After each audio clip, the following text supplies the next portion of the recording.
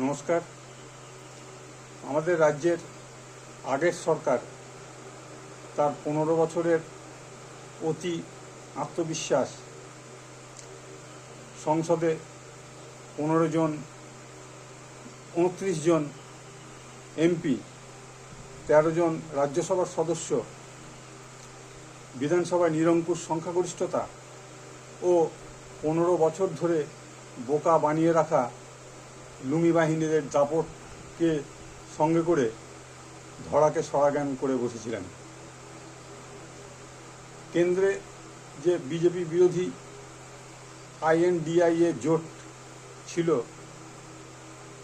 সেখানে 100টি এমপি থাকা কংগ্রেস দলকে পর্যন্ত অ্যাভয়েড করে গোপনে অন্য দলগুলোর সঙ্গে যোগাযোগ রেখে সেখানে নিজে নেতৃত্ব দেওয়ার লোভে INDIA জোটটিকেও নষ্ট করে দেন। গত লোকসভা এবং এবছর বিধানসভাতেও কংগ্রেস অনেক রিকোয়েস্ট করেছিল তাদের সঙ্গে জোট গঠন করার জন্য, কিন্তু তিনি কোনো পাত্তাই দেননি। কিন্তু বিদেশি শক্তির দ্বারা বাংলাদেশে ভারতের বন্ধু সরকার হাসিনার পতনের পর ভারতের ইন্টেলিজেন্স ডিপার্টমেন্টের কাছে খবর ছিল যে এই রাজ্যের সরকার ভারতের সার্বভৌমত্বকেই চ্যালেঞ্জ করে বসছে বিদেশি শক্তির সাহায্য নিয়ে, হয়তো আরও কোনো বড় পদের লোভে। আর ঠিক তখনই ভারত সরকার খুব 1 থেকে 1.5 বছরের ভেতরে খুব সতর্কভাবে পা ফেলে এই বিস্ফোরণকে কেটে দেওয়ার জন্যে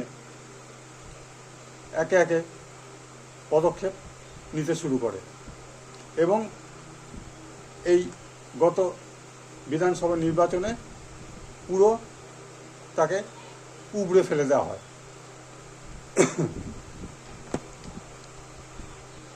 গোহারান হেরে এই দলের প্রধান তখন চোখে সর্ষের ফুল দেখছে।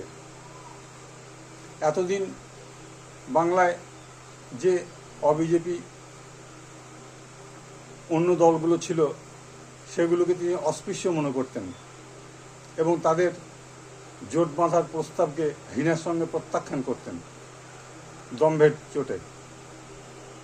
এখন হেরে যাওয়ার পর তিনি যখন সর্ষের ফুল দেখছেন চোখে, তখন বাম, অতিবাম, কংগ্রেস থেকে শুরু করে এ রাজ্যের যত বিরোধী দল আছে সবাইকে আহ্বান জানাচ্ছেন তার সঙ্গে যোগ দিতে।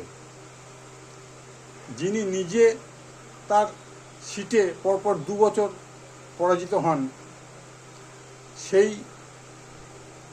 প্রধানের নিজের দলের কাছেই গ্রহণযোগ্যতা তলানিতে ঠেকেছে, তো অন্য দল তার ডাকে সাড়া আর দিতে যাবে কেন?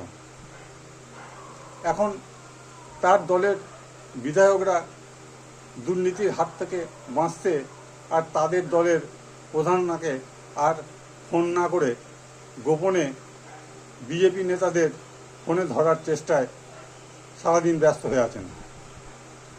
আর বাংলায় বোধহয় একই বলা হয় যে বিড়াল বিপদে না পড়লে গাছে ওঠে না। ধন্যবাদ।